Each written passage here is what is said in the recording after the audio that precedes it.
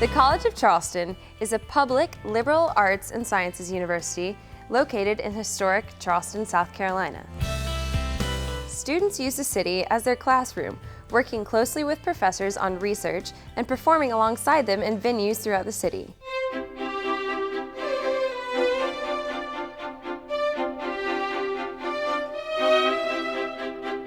Spoleto Festival USA, America's premier performing arts festival, provides unlimited opportunities for students in all aspects of the arts.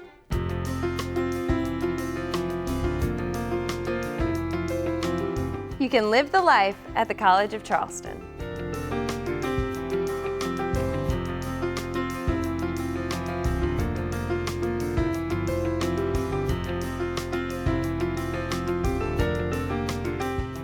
Hi, my name is Celeste Riddle. I'm a theater major here at the College of Charleston, and I'm from Charleston, South Carolina. Hi, I'm Chi Hung Si, and I'm a piano major from Singapore. We're here in the Emmett Robinson Theater. We're here to tell you all about the opportunities at the School of the Arts at the College of Charleston. I myself have been in 7 shows that includes performing, designing, and painting. And I have been playing all over the world, including Italy, Chicago, Singapore, Hawaii, and all over Charleston, together with my piano duo that I formed since I came here. Now let's meet 2 other students and find out about their experiences at the School of the Arts. I've played cello since I was 9 years old. I love playing that. I love learning about that. Didn't want to give it up when I graduated high school, but I didn't know how I would be able to foster my interest in chemistry as well as pursue that until I had made the decision to come here. And my teachers thought it was a really good idea for me to do both. Oh, I get crazy looks. I've always gotten crazy looks from day one. And I knew that was going to happen, but you learn to live with it. Being a cellist has prepared me to, I think, present anything in any field, no matter what I was pursuing. Being able to sit in front of an audience and play a song or multiple songs or put on a concert is definitely applicable in any kind of presentation you do in life. College is what you make of it, but it's really what you're willing to do, whether you're willing to get to know your teachers, whether you're willing to put in the time. Just having that one-on-one time with your teachers that is allowed at the College of Charleston, I think, is just very beneficial. The College of Charleston did give me that opportunity that I probably wouldn't have gotten anywhere else. I started playing music when I was 13. I remember the power I felt when I picked up the guitar. When I went to college, I still decided I wanted to do that for a living. I wanted to do music and performing as a career. Stayed in Boston for a little bit at Berklee College of Music, and I decided to come back here and study. When I was thinking about coming back to Charleston, I took into account the amount of high caliber professors we have here at the music department. I found in Charleston it's a lot more accessible to go out and see your professors play. And when you do, you can go and talk to them, you can learn. And through that process, I found I actually met other musicians, and being able to network with them, everybody's supportive of everybody else. If you're looking to really grow as a musician and to have teachers there that are going to be supporting you and pushing you in your limits 24/7, and to be able to, go out and see them play, I would say to come here and to experience that, because it's a very, very special thing that I haven't found anywhere else. Brian is right.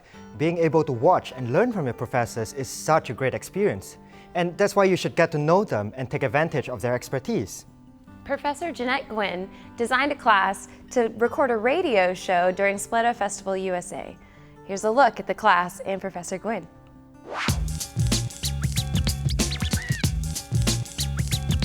I took the Media and Arts at the Spoleto Festival main master course, and what we did was learn the in and outs to produce a radio show. It's a really fun course. It gives you an idea of what it's like to work for a radio station. We learned about the interview process as well as audio recording, editing, and then also the pre-production and production process that go into creating the Spoleto Today radio show for ETV. One of the cool things that I really liked about the class was how Jeanette, our professor, didn't give us assignments. We were given a list of tasks that we had to complete, all of us, and then we would just figure out who needed to do the tasks and how we could delegate that. So it was just a really good way to learn how to work together in an office environment. The production process that you have to go through to have a radio broadcast, we learned every step of it. I'd never used sound engineering or recording equipment before. By the end of a week, we were actually recording people by ourselves, entire interviews that ended up going on the radio, and then we heard our credits on the radio too, which was really fun. It's a good class to narrow down some of the ideas of what you want to do after graduating, so it's a good eye-opener. It's kind of weird to think about the transition from college to actually working, but in the arts management program, it seems like it's really seamless. I think that it's important to understand that when you study any art discipline, visual art, music, dance, theater, whatever, that there are skills there that are transferable to other parts of life. There are skills where you learn discipline, where you learn working with other people, you learn problem solving, and all of those things relate to all the other things we're trying to do and can be helpful no matter what you want to do. I made a decision to follow something that I love, that I adore, that I was willing to invest my life in. And there's been a lot of joy in doing exactly what I enjoy doing. When I went off to college, the really hard thing for me to decide was whether I wanted to major in music or theater or literature. And I ended up majoring in music, and I thought I would be a musician for the rest of my life. Along the way, I began presenting performances with the student union on campus.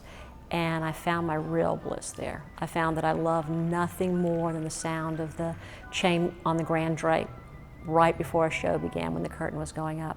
And I just loved connecting the audience to the artists. And for me, there was such joy in that, I decided to look and pursue that more. I ended up getting a master's in media arts and went to work for the South Carolina Arts Commission, working with performing artists all over the state. So I would book artists into schools and arrange their performances. Then I had a job where I was doing special projects, so I organized conferences and did special meetings. I also was communication director for a while, and ended my career there as the director of performing arts. So I advised artists, I worked with arts organizations all over the state, tried to get artists working and helping organizations find funding and build audiences. This is the South Carolina Arts Commission's Arts Daily. The College of Charleston presents a free sneak preview of Spoleto USA. Arts Daily is a series of segments that runs on ETV radio. It started because I asked the person who was the director of radio if I could do it. The Newberry Opera House hosts a rock and roll reunion. I write them, engineer them, and voice them, and I'm hoping that we'll make people hear something that's exciting, that they'll try something they've never tried before, or find out about something that they really wanted to know about and would have missed out otherwise. I also love that it keeps me connected to the presenters and performers all over the state. For the College of Charleston, I'm Jeanette Quinn. See as much art, do as much art as you possibly can, meet people. It's all about the connections. Volunteer. I'm a really strong advocate of internships. I'm glad that in our arts management program we require internships of every student. If you're good, an internship gives you a chance to prove that, and people will remember you. And when they're looking for somebody, they'll come back to you. As Professor Gwen said, there are so many different options for careers in the arts. Why don't we check back in with one of our visual arts alumni who's really well known. His name is Brian Rutenberg, who's based out of New York City. Paint is delicious. You know, it's sticky, goopy, luminous grit, as a poet friend of mine calls it. It's a big lie. Picasso said, a lie that tells the truth. I started drawing probably in about first grade. I consciously remember sitting down and spending a lot of time drawing, and I was lucky to have parents who were supportive of that, who recognized my interest and devotion to that and sort of stayed out of the way.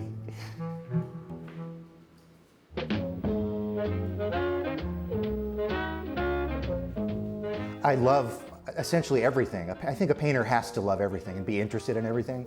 And what was great about the college is it offered me everything within this environment, in this beautiful city, within this setting along the coast of South Carolina.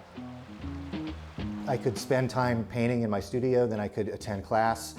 then I could walk down the street to the Dock Street Theater and listen to a lute concerto, or go hear jazz, or drive out to Magnolia Plantation. So it nurtured all of the things that feed into my work. Many, many artists over history have had great moments of clarity of thinking during walking, and that's what I love about New York City. It's a great walking city. I love island life, so Charleston gave me that, and then I needed another island, so Manhattan was the choice. What I loved about the College of Charleston is that it's a small school which affords you great access to your faculty. And the great thing is they were there for me when I needed them, and then when I didn't need them, they knew to step out of the way and just kind of let me go, rudderless, through these things. And the faculty I had the privilege of working with at the college in the Fine Arts Department are still some of the most important people I've ever come across, and are dear, dear friends who I rely on and who really gave me that permission I needed at that early age to create a vision and to really embark in what I'm doing. I never heard the word no. The answer was always yes at the Fine Arts Department. And the art department was beautiful to me because I played drums then, I painted, I worked in theater, I designed sets for Robert Ivy Ballet. I mean, I could do everything within the confines of that one building. So it was complete open doors for me. It was like a big buffet line. Anything I wanted, I could pick and choose from. It was everything I needed. It couldn't have been better. I had a flawless experience. Most careers in the arts start with actually creating art. Let's listen to how Professor Karen Chandler went from playing the piano to chronicling Charleston's jazz history. I was always, as a young child, interested not only in playing the piano, but also very fascinated with getting ready for the recital. I kind of backed into arts management. I performed on the stage as a musician and enjoyed it, but an arts manager is behind the stage. We are not wanting to be out front, and we are not needing to be out front. We are the support infrastructure for the arts. But it's always so cool to be able to, sit back and say, this is what I did. This is what an arts manager does. And to me, it's just magic when the curtain comes up and you're like, I did that. Arts managers are multifaceted, but who also love doing a gazillion things at one time. We want students to be able to know, practical things, how boards of directors help to run and govern an organization, staffing, how one budgets. We want them to be able to develop a website. We want them to be able to develop a Facebook page and to know how to promote. At the same time, we want them to be able to figure out this complex maze of finding resources and funding. And so the entrepreneurial spirit is much a part of what we teach. So what's really interesting about this picture? So the Charleston Jazz Initiative is a jazz history and research project. When we started in March of 2003, we were interested in uncovering this untold history of musicians that trained at the Jenkins Orphanage and with the Jenkins Orphanage Band. We wanted the centerpiece of this effort to be the oral histories. We've got significant collections of music and recordings and music manuscripts and photographs. We've done a number of exhibitions. We have engaged artists, filmmakers. There was a great short called The Song of Pumpkin Brown. We just released our first CD called Legends. It's very important that we have arts managers who understand the art form, to come to college with having experience as a practicing artist in an art form, but also as one who has been involved in some arts activity or event of their school. One of our true treasures at the College of Charleston is the Halsey Institute of Contemporary Art. The Halsey Institute has won countless awards and hosts internationally known artists like Motoi Yamamoto, who you'll see in just a little bit. But first, let's hear from curator Mark Sloan. The act of curating is a creative act. It's a creative process, very much like creating artwork.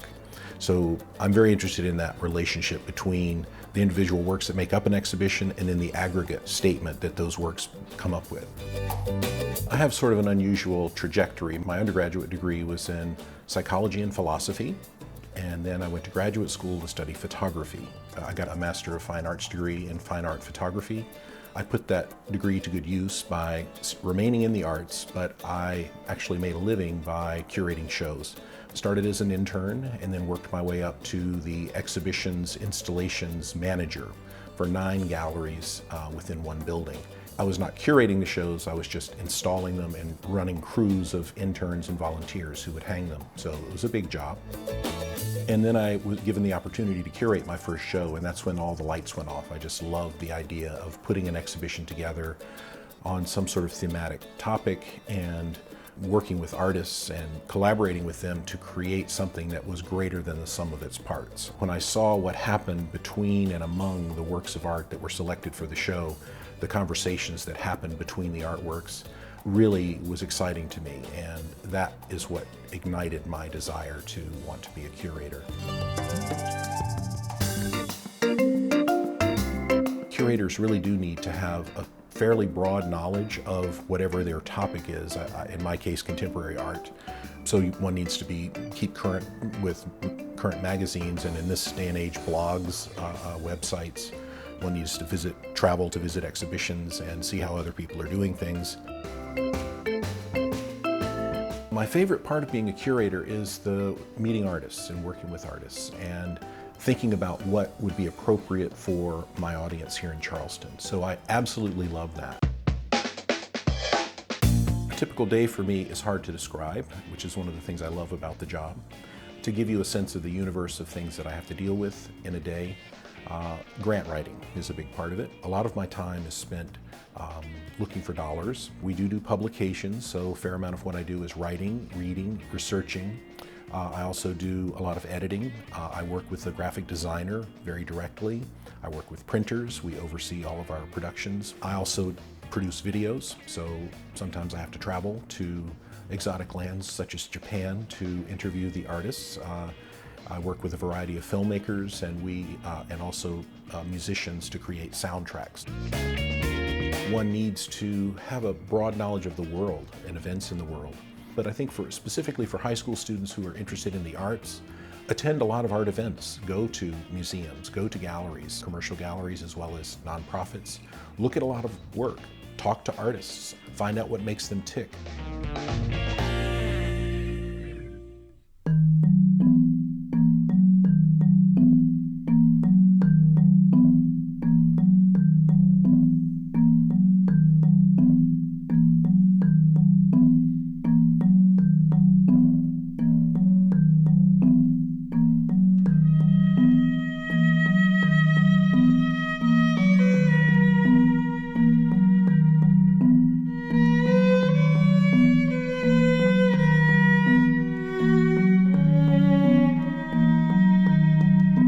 Japanese artist Motoi Yamamoto is something of a magician. Although he does not utilize sleight of hand, he creates installations that encourage the mind to travel between astonishment and wonder. His medium is salt, yet the effect of his labors is transcendence. He uses salt to create mental maps, miniatures of the mind. Yet in his case, he doesn't seem to choose material merely for the sake of novelty or originality. Yamamoto's artistic trajectory is full of innovations and surprises. His ability to adapt his concepts to the various configurations and idiosyncrasies of the galleries and exhibition spaces that have displayed his work serves as a source of inspiration. 最近こういうレースのようなちっちゃな泡のようなそういう作品を作っている理由っていうのは、迷宮という作品を長く作ってたんですけど、その迷宮と同じ意味を持つ形をずっと探していて、それが渦巻きだっていうことが分かったからなんです。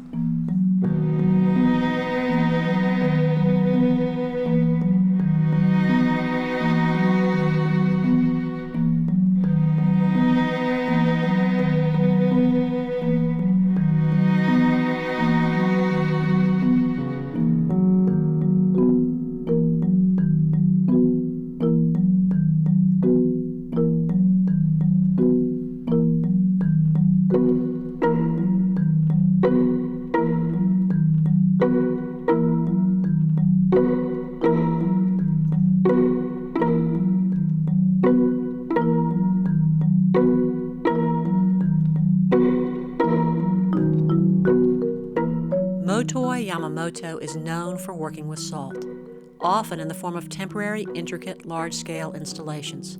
Salt is a traditional symbol for purification and mourning in Japanese culture. Motoi forged a connection to the elements while mourning the death of his sister at 24 from brain cancer and began to create art out of salt in an effort to preserve his memories of her. His art radiates an intense beauty and tranquility, but also conveys something ineffable, yet endless. Motoi views his installations as exercises that are at once futile, yet necessary to his healing.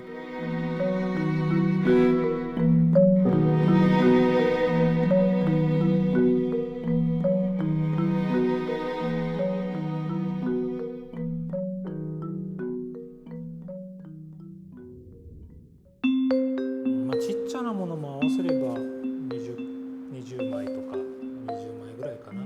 だけどでもある程度はこんな感じにしよう、例えば渦の形がこういう風な動きにしようとかっていうのを大体決めてから、そのコンピューターの中で画像を重ねていって具体的な形をある程度決めて、でまたそこから手書きのスケッチに置き換え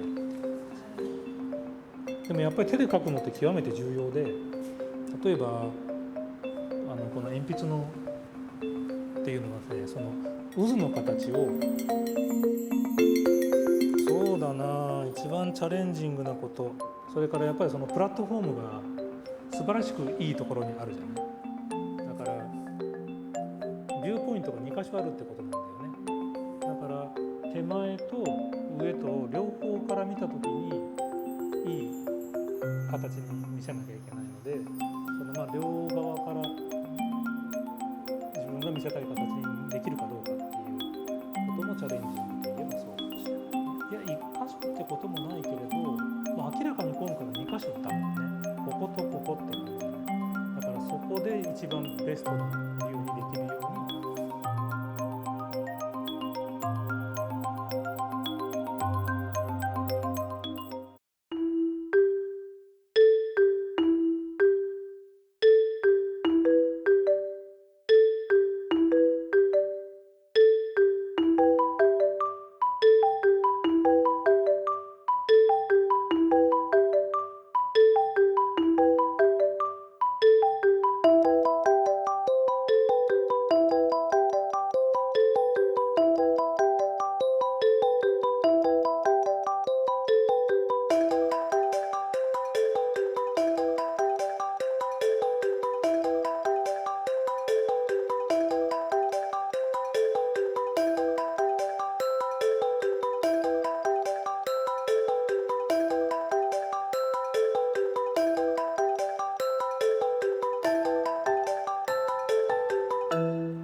下からの目線だけだとやっぱりちょっとその魅力が十分伝わらないんだよね。それは今までの経験上、その上からの視点を持てる会場、例えば2006年にやった図書館での展示もそうだけど、もう明らかに人々が楽しめてるっていうことが分かるわけ。すごく楽しそうに見てくれてるから。An important aspect of the installation is the dismantling of Motoi's work.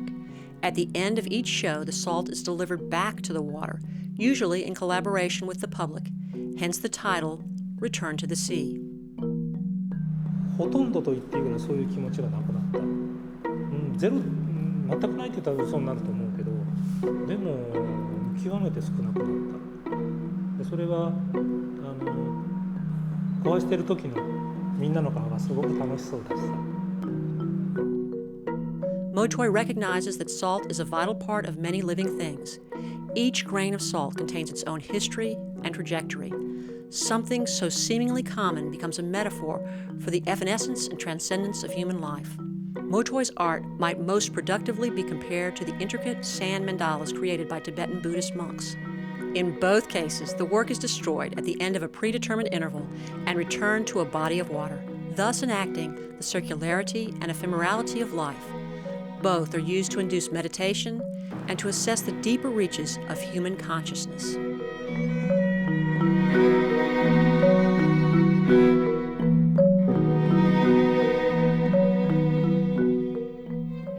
has been great learning about all the different careers in the arts, whether you choose to be a curator like Mark Sloan or an arts manager like Professor Chandler.